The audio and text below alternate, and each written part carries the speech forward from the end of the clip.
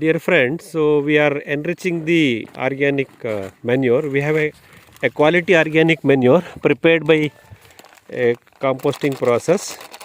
Now for this digested manure, that is the composted manure, we are adding biofertilizers.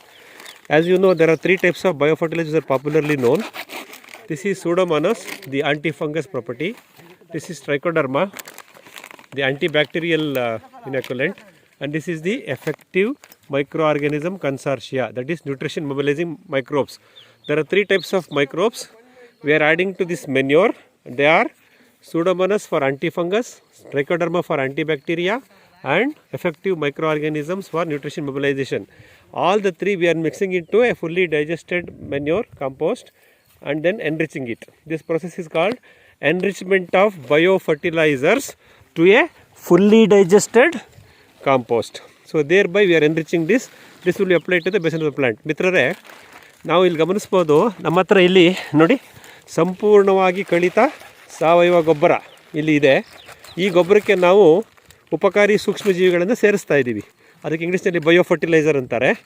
ಈ ಜೈವಿಕ ಸೂಕ್ಷ್ಮಜೀವಿಗಳನ್ನು ಸೇರಿಸ್ತೀವಿ. ಇಲ್ಲಿ ನೋಡಿ ನಮ್ಮ ವರ್ಧಣ್ಣವ್ರ ಕೈನಲ್ಲಿ 3 ಥರದ್ದು ಸೂಕ್ಷ್ಮಜೀವಿಗಳನ್ನು ಇಟ್ಕೊಂಡಿದ್ದೀವಿ. ಇದಕ್ಕೆ ಸೂಡೋಮನಸ್ ಅಂತೀವಿ. ಇದು ಮಣ್ಣಿನಿರ್ತಕ್ಕಂಥ ಫಂಗಸ್ ಅನ್ನು ನಿರೋಧನ ಮಾಡುತ್ತೆ. ಇದು ಟ್ರೈಕೋಡರ್ಮ ಅಂತೀವಿ, ಮಣ್ಣಿನಿರ್ತಕ್ಕಂಥ ಹಾನಿಕಾರಕ ಬ್ಯಾಕ್ಟೀರಿಯಾಗಳನ್ನು ಕಂಟ್ರೋಲ್ ಮಾಡುತ್ತೆ.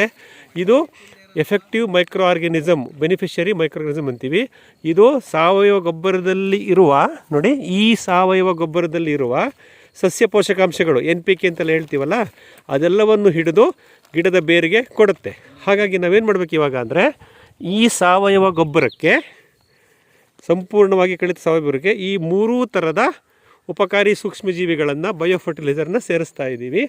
ಸುಮಾರು ಇದನ್ನು 2 ಚೀಲ ಅಂದರೆ 80 kgಯಷ್ಟು ಸಾವಯವ ಗೊಬ್ಬರಕ್ಕೆ ಒಂದು ಅರ್ಧ kgಯಷ್ಟು, ಅಂದರೆ ಟೋಟಲ್ 2 ರಿಂದ 1.5 kgಯಷ್ಟು ಬಯೋಫರ್ಟಿಲೈಸರ್ನ ಈ ರೀತಿ ತೆಳ್ಳಗೆ ಹಾಕಿ ಚಿಮುಕಿಸಿ ಇದನ್ನು ಕಲಸಿ ನಮ್ಮ ಗಿಡದ ನಾಟಿ ಮಾಡ್ತಕ್ಕಂಥ ಗಿಡದ ಬುಡಕ್ಕೆ ಇದನ್ನು ಹಾಕ್ತೀವಿ. ಈ ಕಾರ್ಯಕ್ರಮ ಇವತ್ತು ನಮ್ಮ ಸೋಮನಹಳ್ಳಿ ಫಾರಮು, ಮಂಜಣ್ಣವ್ರ ತೋಟ, ಉತ್ತರಹಳ್ಳಿ ಹೋಬಳಿ, ಬೆಂಗಳೂರು ದಕ್ಷಿಣ ತಾಲೂಕು ಇಲ್ಲಿ ನಡೀತಾ ಇದೆ. ಧನ್ಯವಾದಗಳು ವರ್ಧಣ್ಣವರೇ.